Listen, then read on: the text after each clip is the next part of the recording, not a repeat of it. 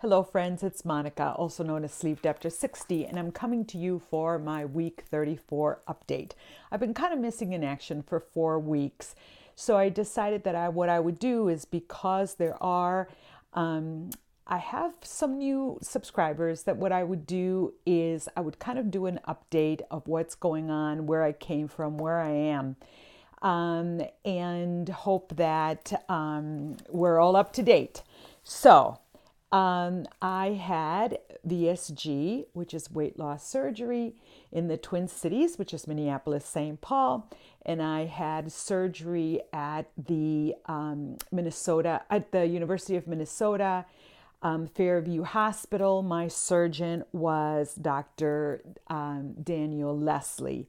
That was on March 14th of 2017. So I'm about to hit my month 8 surgery anniversary next week. So my weight history, all-time high weight was 256, and that was sometime in the 90s. I've always in the past have managed to be able to lose weight with OptiFast. That's one of the things that worked for me in the past. So 256 was last time I lost a lot of weight, which was I think the lowest, a low weight, as low as I am now, I achieved in 2003 when I was when I did turn 50. I'm 64 years old. I'm a retired mental health professional. I've been retired for 2 years.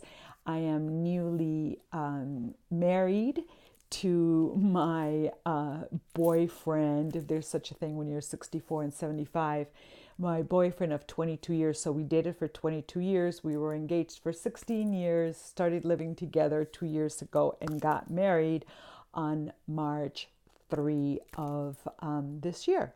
So now you know someone, an urban myth, someone who got married when they were in their 60s. So about a little more on weight loss. So when I retired 2 years ago, so that would have been June of 2015, I was at my high weight, a weight that I would, kind of go back to after I would lose weight, which was 240 pounds. I went to Weight Watchers for a while. I wanted to lose some weight before I had a little nip and tuck cosmetic surgery. I had my neck done, and that was in January of 2016, I guess. Yeah, it'll be 2 years in January. So I got down to 215. April 1st of 2016, April 1st, I went to my doctor, to my primary doctor, because I wasn't doing well health-wise. I was back, up the weight that I had lost. I was probably, in the low, high 20s or maybe low 30s, 230s. And I was suffering from severe GERD. That was my primary concern. Found out, of course, I had severe sleep apnea. I had high blood pressure and pretty bad anxiety, which I was taking medication for many, many years. My high blood pressure had been treated for probably a decade or so, but I came to the realization that I needed to lose weight, that I wasn't going to get any better, any healthier. The other thing is that in 2008, I decided with my doctor that I would go to an eating disorder treatment facility, which is a national, well-known Emily's program.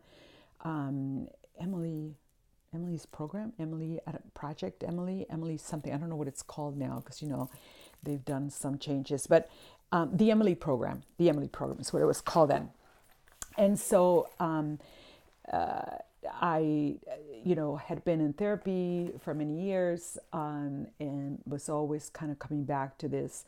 I have some issues with my relationship with food. And so my doctor, had suggested it. She kept suggesting it for a while, and I wouldn't do it because I thought, I don't want to go on a diet kind of thing. And then I got more and more information and found out that no dieting when you go to eating disorder treatment. So actually, when I started, I think it was in January of 2008, 2009, January of 2009. When I started, I was 211. And, I keep saying that I'm going to talk about that at some point, and I will, because, people think that it has to do with weight loss or with dieting, and it doesn't. It has nothing to do with that. Just with my relationship with food, my relationship with the idea of restriction, which for me was dieting, and then binging, which was overeating, and how I felt about that. So it wasn't about the scale, but it was more about my relationship with food. I went through their outpatient intensive program, which I think was like 6 months. And since then, I've continued to see a therapist that I see weekly from the program regarding my relationship with food. So when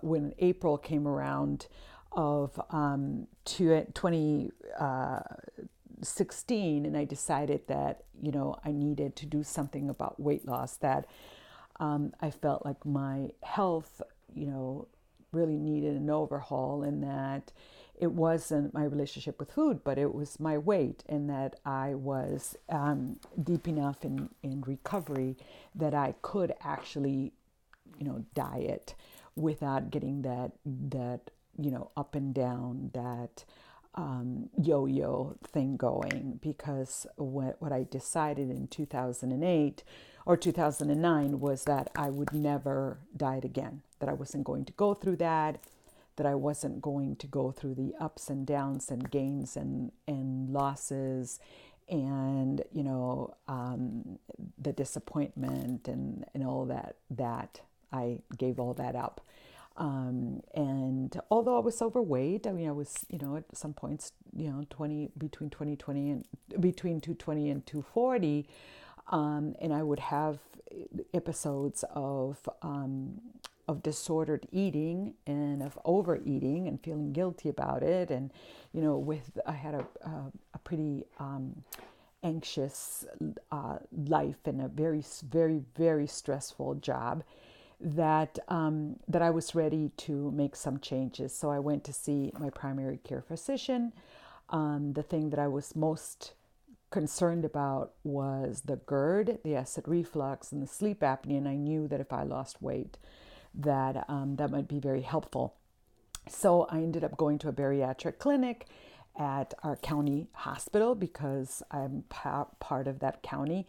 When I went to that to the clinic, what the nurse practitioner that I or physician's assistant, one or the other, that I met with, one of the things that she brought up to my attention was that, hey, you could qualify for, because I went for medication, you can qualify for surgery. I had no idea, because I had tried in the past, and I never got over the BMI of 40. I was close, and I was healthy. So now that's what the difference in a few years made, that I was 62, and that my health was being affected by my weight. I was having some arthritis, all that stuff, that we all hear about and imagine if you're 62. So, which is a word of wisdom, a word from the wise, I think. I don't know what the saying is. That just because you don't have any health issues, because I never did, when you're younger, it doesn't mean that you won't when you're older. So I never had comorbidity issues until the last couple of years. So I went. I started out, as I said, in the county. Some changes were made in the program. My surgeon left. I wasn't happy with, some of the things that were going on. I actually have some videos going through that, and I decided to go to the university. And it was a really good decision, because the matchup when the first program, it was about dieting, and it was about what you eat and what you don't eat, and a lot of stuff that sort of made me uncomfortable, about the whole dieting and not dieting, whereas when I went to the university, completely a different way of thinking. I didn't have a weight goal. It was more of a healthy goal. They didn't, there wasn't a long pre-diet. Even though they told I needed to lose 10 pounds, I started out at 224 there. So, and they helped me. I went through a clinic which helped me with medication, and I lost, instead of 10 pounds, I lost like 26 pounds, which was great. So I started in November and had so I started the medication in December, like right after Christmas, I think. And in March, so those 3 months, I lost 20 some pounds. So anyway, I went the day of surgery. I was 198 pounds, so I was already feeling a lot better. No pressure as far as what you eat. It's kind of what works for you. Obviously, with a lot of nutritional help, I have a nutritionist. But no, you must have this or you must not have that. I mean, there's a component of it, but I didn't have to send in what I ate. Pretty much, they were very intuitive and very respectful of the fact that I had gone to treatment and I was able to sort of feed myself well. So what do? I still continue to follow my eating program that I'm comfortable with, which means very rarely do I eat between meals. I have 3 meals a day. Actually, turns out to be more like 2 because I get up late. And I hit a normal BMI at my 6-month checkup. So I think the lowest weight last week was like 139 pounds, but I'm holding steady at 140, which is fine. I'm a size 4. I'm 5 foot, right under 5'5", and I've been this thin before. Of course, I was not 64 and a half almost, which is a huge difference. So I have an aging body. When I had a major weight loss, when I turned 50, which is in 2003, I had plastics, I had a breast reduction and lift, and I had a tummy tuck with a little, some liposuction here and there. And in 3 weeks, actually December 4th, I'm having my arms done. Because they're, kind of old lady arms. And hey, people have commented on they can't hear me well, so I bought a microphone. Hopefully this is going to work. So I'm not all that tech savvy. So anyway, so I've been the last couple of months, I'm not worried about the weight, the gain or lost, just maintaining, which it happens to be that that it's working. And I fear regain. I'm aware of it. I work on it. I'm working on it in therapy. And that's kind of where I am. So since the last time I came to you on week 30, I had just lost like 2.9 pounds before that. And then when I came back from OH, I'd lost another, almost 3 pounds, which that never happens. I'm a really slow loser. But right now, I'm holding steady at like 140. So I've lost 100 pounds. So that's where I am. What I always say at the end of my videos is that we are in this together, and I send you besos, kisses, and I hope everyone's doing well and everybody is really being kind. That's what I'm working on, and being kind and gentle to myself.